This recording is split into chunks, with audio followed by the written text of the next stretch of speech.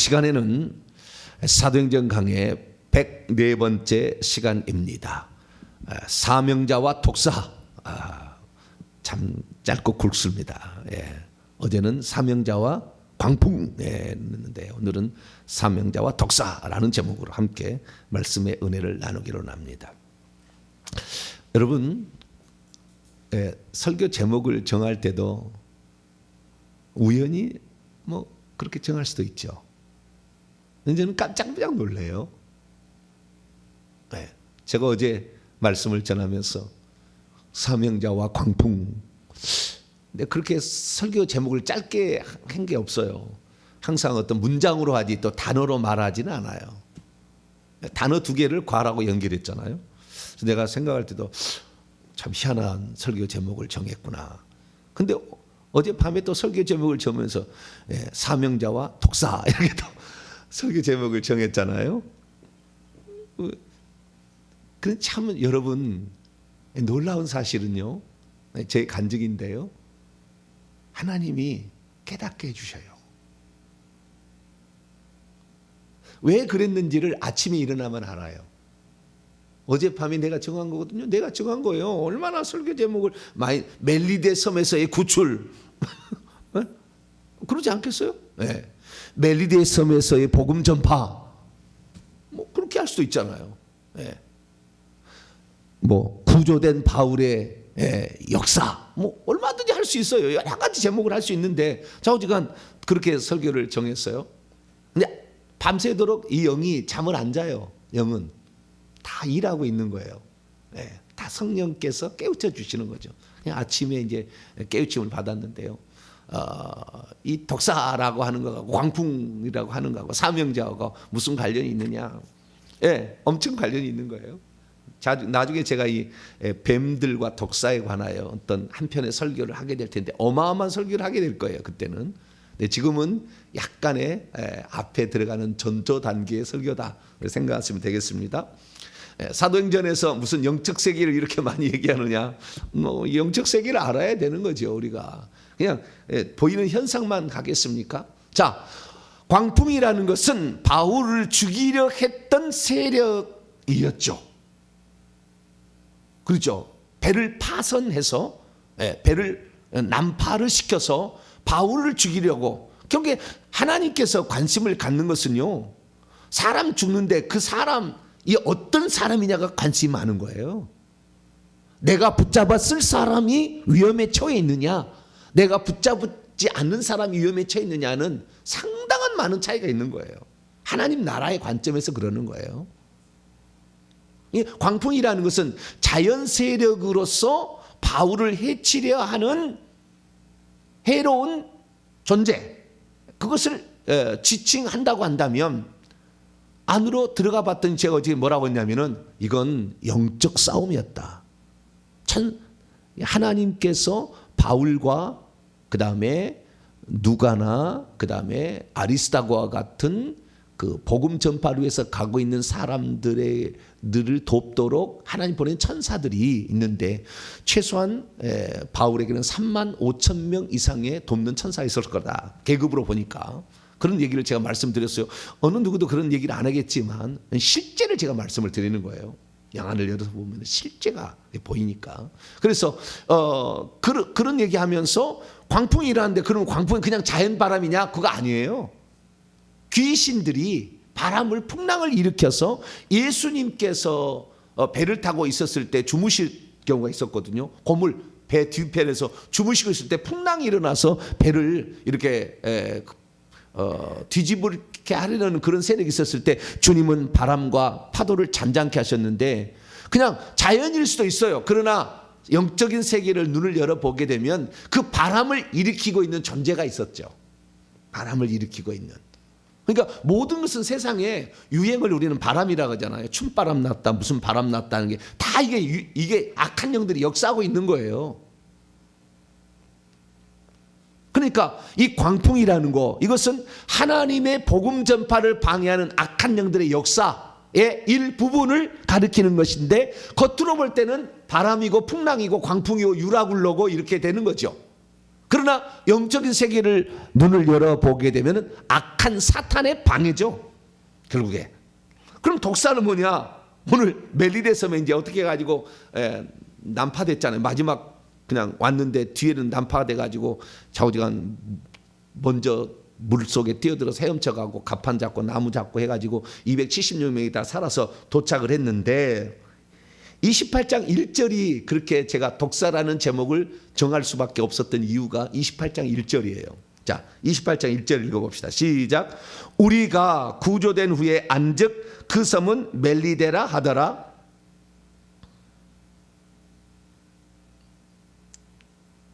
여기에 안즉이라는 이 헬라어 단어를 보면은 디아키노스코라는 말로서 그냥 아는 게 아니라 확실히 알다, 정령 알다, 이렇게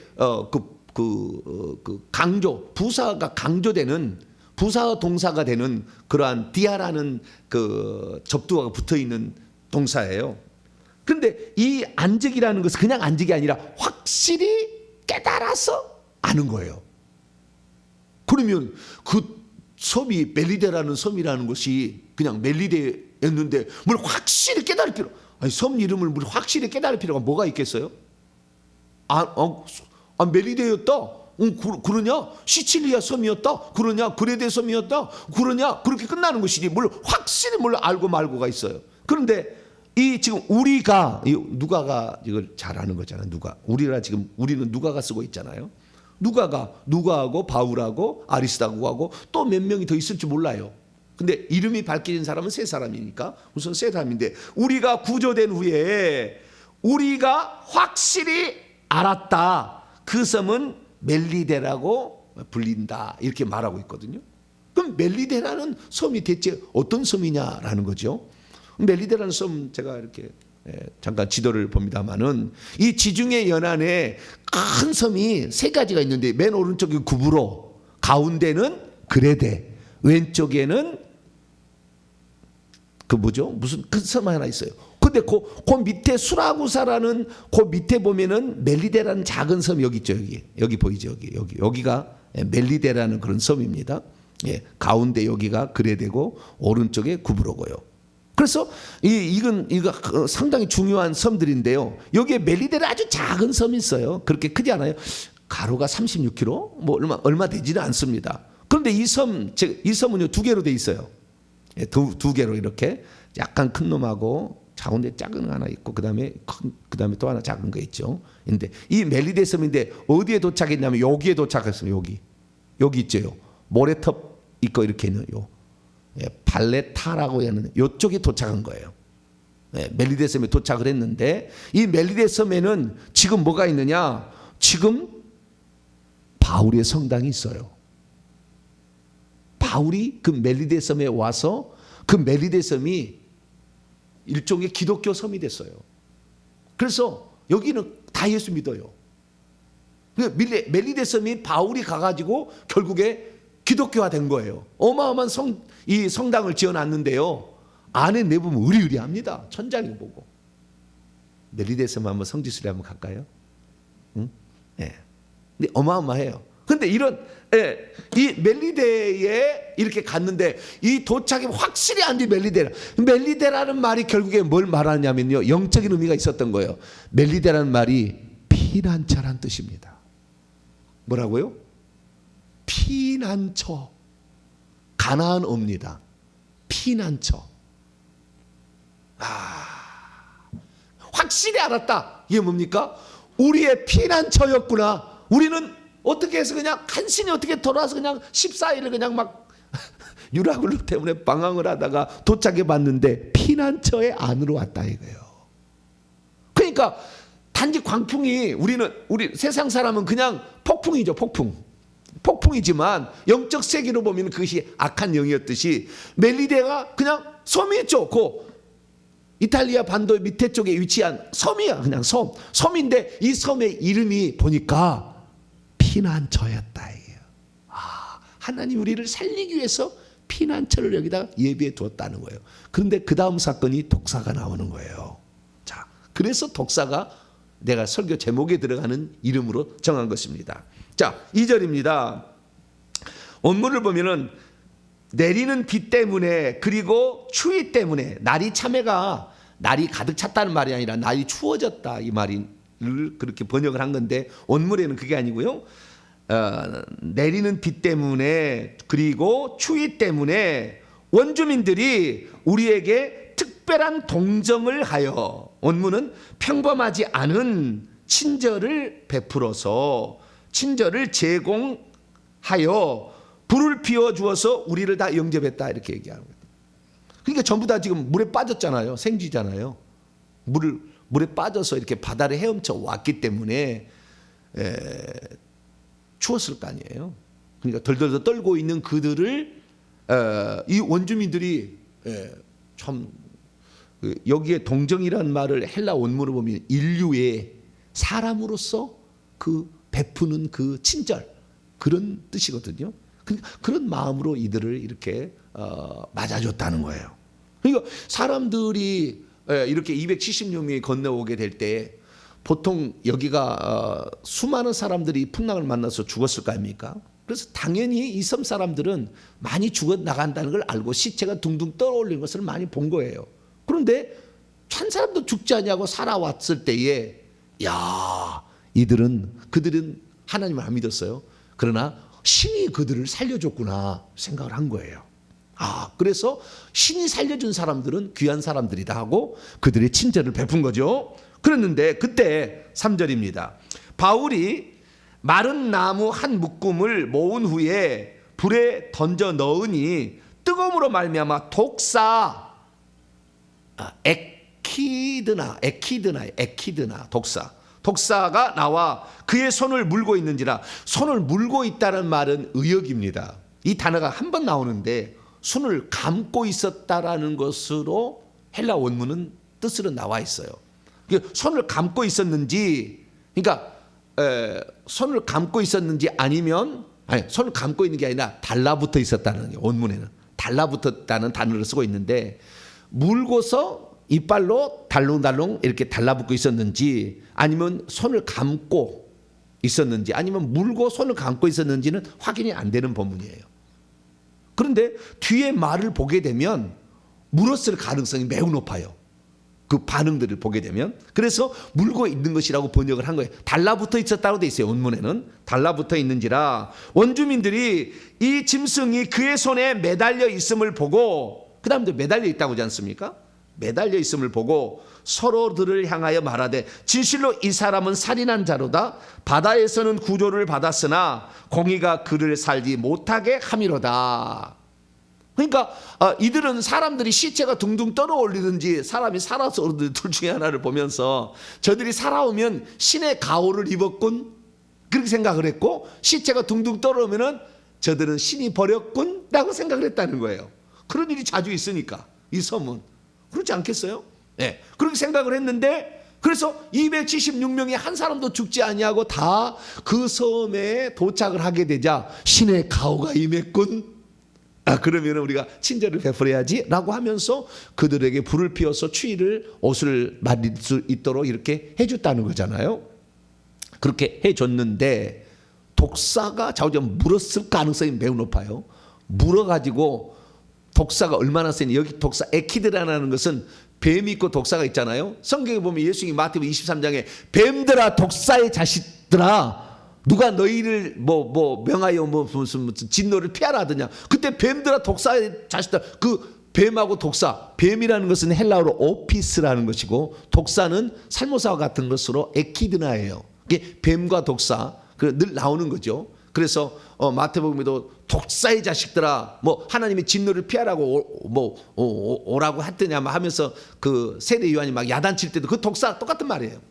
그 독사인데 뱀과 독사는 똑같은 종류인데 좀 독이 좀 진한 독이 많은 뱀을 독사라고 얘기하는데, 이 독사에 물려서 있기 때문에 이 섬 사람들은 알았죠. 저거 물리면 당장 몇 분 안에 죽는다.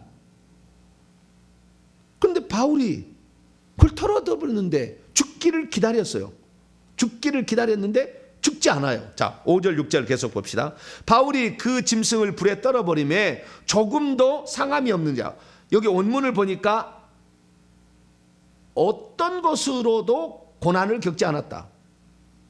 털어버렸는데 그들은 그가 붙든지 부어오르든지 혹은 갑자기 쓰러져 죽을 줄로 기대하고 또는 기다리고 있었다. 많이 기다려도 그에게 아무 이상이 없음을 보고 돌이켜 생각하여 말하되 그를 신이라고 하더라.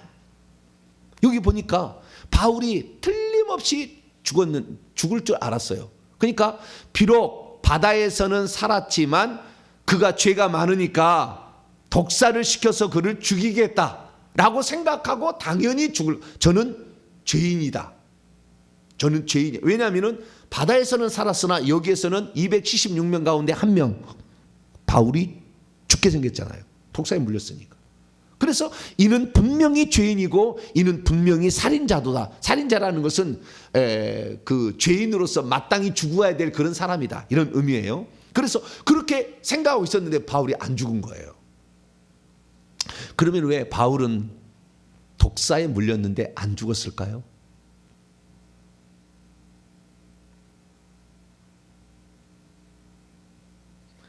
예수님이 말하는 뱀들아 독사의 자식들 할 때 그 독사라는 말하고 똑같은 단어예요. 근데 여러분 저는 과거에 그 뱀들에 대해서 잘 모를 때 우리 몸속에 침투해 들어오는 악한 영을 뱀이라고 얘기를 하잖아요. 물론 우리 몸속에 귀신이 들어올 때도 있어요. 그럼 뱀들이 악한 영의 일종으로서 이 뱀들이 들어오게 되는데 그 뱀들이 들어오게 되었을 때에 뱀들로 가득 차 있는 사람들, 그 속에 혈기, 분노의 영, 시기, 질투의 영, 살인의 영이 가득 차 있는 서기관과 바리새인들에게 뱀들아 독사의 자식들아 라고 했을 때 저는 은유로 봤었어요. 과거에는 은유, 사람을 해치는 동물, 은유로 봤어요. 그런데 영적인 세계를 알고 보니까 주님은 정확히 보고 있었어요. 그 속에 뱀들이 독사가 가득 들어 있었죠. 실제로 영물로서 그게 들어있는 거예요. 영물로 들어있는 거예요.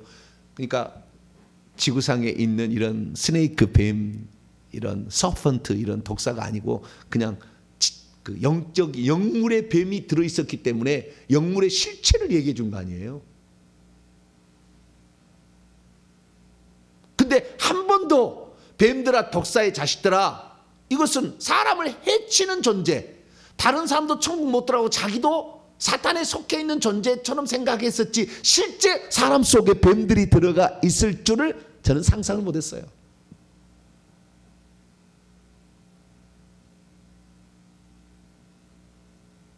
그런데 주님은 분명하게 얘기를 다르게 하셨어요. 자, 마가복음 14장을 열어볼까요? 나중에 한 편의 설교가 엄청나게 큰 설교가 나올 텐데요. 지금 간단하게 마가복음 16장. 저는 이 뱀들 독사에게 뱀들 중에서 제일 독한 뱀이 독사잖아요. 독사에 물렸음에도 안 죽었다는 이 본문이 바로 여기하고 딱 매치가 되더라고요. 자, 마가복음 16장 17절로 18절 읽습니다. 17절로 18절 시작. 믿는 자들에게는 이런 표적이 따르니 곧 그들이 내 이름으로 귀신을 쫓아내. 다이모니온, 이 귀신이에요. 헬라어로 다이모니온. 귀신을 쫓아내며, 귀신들이죠. 귀신들을 쫓아내며 새 방언들을 말하며 뱀들을 집어 올리며. 여기 뱀은 오피스입니다. 오피스. 누가복음 10장에도 18절 19절 보면 나오죠. 내가 너희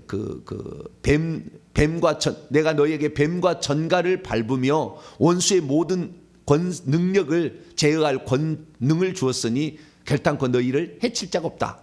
그때 뱀들과 전갈을 밟으며, 그 뱀들하고 똑같은 단어예요. 뱀들. 그 뱀을 집어 올리며 무슨 독을 마실지 해를 받지 않으면 병든 사람에게 손을 나으리라. 저는 처음에 이렇게 성경을 볼 때 귀신을 쫓아내면 이해가 가잖아요. 예수님도 귀신을 쫓아냈잖아요. 바울도 빌립보에 갔을 때 점치는 귀신 들린 여종에서 귀신을 쫓아냈잖아요. 나사렛 예수 그리스도의 이름으로 명하노니 나와라. 그런데 즉시 나왔다 하잖아요. 뱀들을 쫓아냈다는, 아니 귀신을 쫓아냈다는 말은 이해가 돼요. 영물을 쫓아낸 거잖아요. 그런데 뱀을 집어올리며 이 말은 무슨 말일까?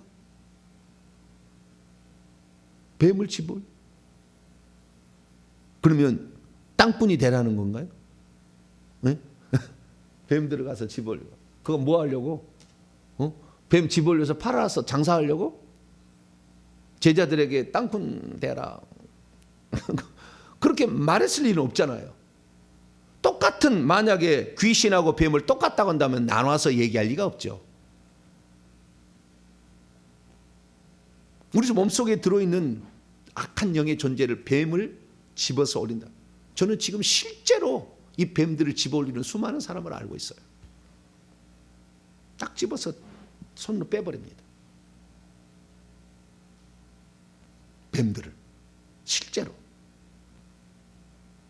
그 뱀들이 실처럼 들어오는데 이 실이 점점 굵어져요. 3cm 정도 되면 그때부터는 느낍니다. 올라와요. 무당의 손자나 무당 아들 뭐 이런 사람들은 이게 뱀들이 큰 놈이 들었거든요. 이렇게 툭툭 올라온다니까요. 단단하게 보여, 이렇게 느껴져요. 어떤 것은. 근데 그런 것들이 들어있는데 그런 것들이 머리를 장악하면 결국에 혼란스럽죠. 신앙을 방해하고, 교회 나와도 무당 아들이 교회 나와가지고 정착하기가 쉽지 않아요. 사명이 있을 때는 확실하게 하나님이 끄집어 당겨서 그 집안을, 귀신의 어떤 뱀들에 속해 있는 그 집안을 건지려고 하나님이 이렇게 그를 사용하는 경우도 있지만, 그리고 그 다음에 뱀들을 집어올리면 무슨 독을 마실지라도 해를 받지 아니하고, 두 가지를 합친 거잖아요. 오늘 독사가 물렸는데 바울이 안 죽은 것은 뱀을 집어올리며 무슨 독을 마실지 해를 받지 아니하며를 합친 게 아닌가. 자, 그러면 다시 사도행전 28장으로 돌아왔어요. 이 사건이 왜 일어났는가라는 것이고요. 이 독사라는 게 멜리데 확실히 알았던 피난처였다. 그러면 여기에서 만약에 보이지 않는 진짜 뱀이 영물로서 뱀이 바울을 물었다고 한다면 이 원주민들은 절대 못 받겠죠, 그것을. 원주민들이 다 복수잖아요. 원주민들이 다 행해나 원주민의 그 중에서 무슨 하는 사람이나 혹시 봤을지는 모르지만, 그렇지 않고 사람들이 다 받고 죽기를 기다렸다니까 실제 독사였어요. 실제 독사가 문 거예요. 근데 실제 독사였지만 영적으로 보면 그 독사에 실제적으로 뱀이 붙어서 바울을 공격하고 있었는지도 모르는 거죠. 이 본문이 지금. 그럼에도 불구하고 주님께서 바울을 실제적인 그냥 짐승으로서의 독사를 물림을 당했든지, 영물로서 독사가 와서 바울을 침투에 들려가려 했든지, 근데 바울은 범죄하지 않았기 때문에, 기도하는 사람이었기 때문에 못 들어가는 거예요, 사실은. 그래서 독이 퍼질 수가 없어요. 여러분들이 회개 많이 하잖아요. 악한 영들이 아무리 많아도 여러분을 해칠 수가 없어요. 죄를 지어야만이 물 수가 있고 독을 주입할 수가 있는 것이지 불가능한 거예요. 그게 일반 독사였지만 이 영적인 세계로 이 비유해서 지금 말씀하고 있는 것인데, 이것이 바로 복음을 전파하는 자들에게 공격해 들어오는 짐승의 모양을 지금 영적으로 비유해서 실제인데, 실제 공격이지만 그것을 영적으로까지 포함해서 말하고 있는 것이라고 보여집니다. 그러니까 우리가 복음 전파자들을 누가 방해하느냐? 첫째, 자연, 바람과 같은 자연이 광풍이 불어서 바울을 방해한 것처럼 보이고, 이것은 결국에 귀신의 세력의 장난이고, 이번에는 독사, 뱀의 장난이잖아요. 귀신과 뱀이 물었으니까 두 가지가 결국에 바울을 죽이려고 했던 결정타를 날린 거지 않습니까? 그래서 이 마가복음 16장 17, 18절에 의하면 믿는 자들을 괴롭히고 해롭게 하는 두 가지 존재가 있는데, 그게 귀신과 뱀이에요. 정확히 바울은 그 두 가지를 체험한 거예요. 그러나 해를 받지 아니한다는 말을 정확하게 또 성경을 이루었죠. 그런 일이 성경에 없잖아요. 뱀에게 물렸는데 뭐 이렇게 죽어가다가 살은 사람이 없는데 바울만 지금 기록이 되어 있습니다. 그래서 성경이 사실이다, 예수 그리스도께서 하신 말씀이 사실이라는 것을 분명히 이렇게 제시하고 있으면서, 그러면 왜 바울을 물려고 했는가? 바울을 해치려고 했던 악한 영의 공격이었지만 실제 짐승으로서의 뱀이 공격하고 있는 것을 주민들이 본 거죠. 그러면 이 뱀이 물게 한 것은 단 하나의 목적인 거예요. 왜 그렇습니까? 바울이 어떤 존재인지를 빨리 알아들을 수 있도록 샘플을 허락하신 것입니다. 이 사건을 통해서 어떻게 했냐? 보블리오라는 이 섬의 추장과 같은 이 최고 높은 사람이 있어요. 7절 보니까 이 섬의 가장 높은 사람 보블리오가 있는데 자기의 아버지 부친이 8절에 보니까 열병과 이질, 말라리아와 이질에 걸려서 거의 죽게 생겼어요. 지금 누워 있어가지고. 그런데 소문을 딱 들어보니까 독사가 물었는데 안 죽은 사람이 하나 있대요. 그렇게 하니까 그 사람 불러봐, 그 사람 우리 아버지 살리게. 그 얘기를 들었을 때 최고의 꼭대기가 그러면 그 사람을 우리 집에다 모셔다가 그래서 잘 대접해가지고 우리 아버지도 살릴 수 있겠네? 라는 생각이 팍 든 거예요. 왜? 그 섬을 복음화할 필요가 있었던 거죠. 하나님 입장에서 보면. 그런데 만약에 독사가 안 물었다 그러면은 바울이 그런 존재 누가 알았어요? 다 죄수라고 생각했고 무슨 그다음에 백부장 로마 군병이라고 생각했지. 여기에 자기들의 도움을 줄 자가 있을 줄 어떻게 알았으며 그다음에 여기 가서 어떻게 그 죄인 신세에 복음 전하기가 쉬웠겠어요? 불가능했지만 이 사실을 통해서 이 불을 피워주고 다 했는데 그중에 한 사람이 독사가 물었다고 다 봤어요. 죽을 줄 기다리고 있었어요. 뭐 붙든지 막 그래야 되는데 붙지도 않아요. 신령한 사람. 그래서 그들의 평가는 신이다라고 평가를 했다는 거예요. 그래서 보블리오가 그분을 모시고 가서 자유로웠잖아. 아직 미결수였으니까 자기 집에 모시는 거예요. 그런데 보니까 그 집에 근처에 토지가 있어가지고 사흘이나 친절히 머물게 했대요. 자기 집에. 그런데 거기에 부친이 열병과 이질에 걸려서 이미 누워 있었어요. 그래서 바울이 들어가서 그를 위해서 기도하고 안수했더니 즉시 나와버렸습니다. 이 사건을 통해서 결국에 이 멜리데 섬이 복음화가 이루어지고 어마어마한 기독교 도시가 돼버린 거예요. 지금은 몰타라는 어떤 나라예요. 이 나라가 이 섬이 말탄 기사단 아니 몰타 기사단이라고 몰타 기사에 나오는데 거기 그 말하는 거예요. 몰타섬이 지금은 몰타섬인데 옛날에는 멜리데라고 불린 거죠. 그래서 9절 보세요. 낫게 되면 말도 안 되는 게 낫잖아요. 또 여러분 말라리아 한번 걸려보셨어요? 거의 죽습니다. 고열에 오늘날 코로나 그런 거 비슷한 거예요. 풍토병인데 이거 걸리면 거의 죽더라고요. 그 정도로 엄청난 센 건데 거기다 이질까지 걸렸는데도 살아나자 9절 이러므로 섬 가운데 다른 병든 사람들도 와서 고침을 받았어요.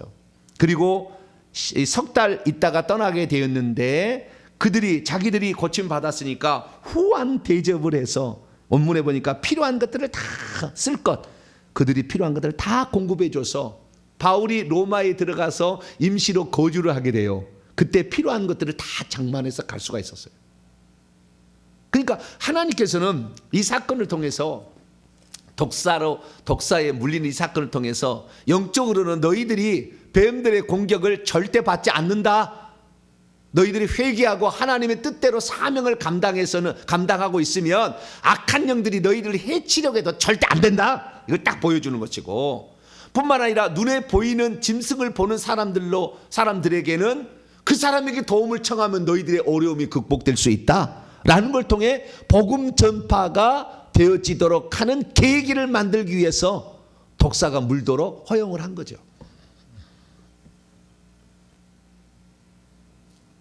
그래서 아까도 봤습니다마는 그 멜리데섬 몰타섬의 성 바울 성당이 어마어마하게 그렇게 크게 지어져서 지금도 관광객들을 모으고 있는 그런 섬이 되었다, 나라가 되었다라는 사실을 우리가 알 수 있게 되는 것입니다. 그리고 그 다음에 거기 석 달이 있다가 드디어 이제 이탈리아 반도로 이제 올라가서 결국에 로마에 들어가서 형제들의 마중을 받았다라는 것이 그 다음의 말씀입니다. 저는요, 이 사실을 통해서 우리가 그렇구나. 하나님의 사명을 붙잡고 가는 자는 그 사람만이 아닌 다른 사람도 살리잖아요. 하나님 살려주잖아요. 위험해서. 뿐만 아니라 그 사람이 독사에 물려도 죽지 않는구나. 야, 우리가 이 땅에서 우리를 향한 어떤 자연 수명이 있는데 그때까지 안 죽고 살려면 복음 전파하면 되겠구나. 할렐루야. 머리가 전 돌아가요. 머리가. 야, 그래. 일찍 안 죽으려면 복음 전파의 사명을 가지고 어디를 가든지, 복음 전파의 사명을 감당하며 무슨 일을 만나든지 하나님이 특별 보호를 하는구나. 할렐루야. 아니 저는 이게 팍 들어왔어요. 아, 주여, 어떤 일을 만나도 안 죽겠네요. 사명을 깨닫고 복음 전파의 사명을 감당하면, 제가 그걸 저는 여기서 느꼈어요.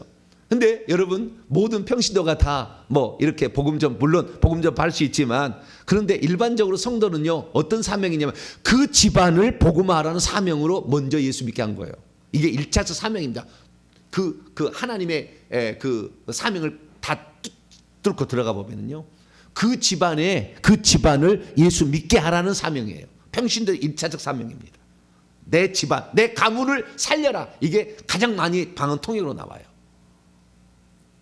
그래서 먼저 내 가정부터 다 천국 갈 수 있도록 여러분 많이 기도하시고, 나를 여기에 시집 보내는 것은 내가 이 집안에 들어온 것, 나는 이 집의 아들로 태어난 것은 다른 것이 아니라 이 집안을 구원하라고 먼저 선교사로 보냈다. 할렐루야. 그것을 알고 빨리 그 집안부터, 그래서 주 예수를 믿으면 너와 너 집이 구원을 얻는다라는 말을 한 거예요.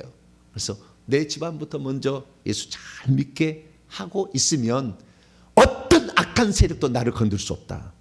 어떤 핍박자도 나를 죽일 수 없다. 이것을 확실히 믿으시고 가정의 복음 전파, 좀 더 나아가서는 모든 사람에게 복음을 전파하는 이 바울 팀처럼 이런 복음 전파하는 이곳에 정말 우리의 마음을 잘 들여가지고 하나님으로부터 지키심과 보호하심의 특별한 은혜를 받게 되기를 간절히 바랍니다. 거룩하신 하나님 감사합니다. 우리가 이 땅에 살 때 우리의 몸이 안전하고 지켜주는 것은 바울과 같은 사명자가 있었기 때문입니다. 풍랑을 만나도 피난처에 도착을 하게 되었고 독사에 물려도 죽지 않았습니다. 주여, 우리가 복음 전파에 매진함으로 말미암아 주님의 특별하신 지키심과 보호하심을 다 경험할 수 있도록 은총을 베풀어 주시고, 내가 내 집안에 태어나거나 시집 오게 된 모든 이유가 어디에 있나를 분명히 알고 그 집안을 다 복음화할 수 있는 우리 모두가 되게 해 주옵소서. 우리 주 예수 그리스도의 이름으로 기도하옵나이다.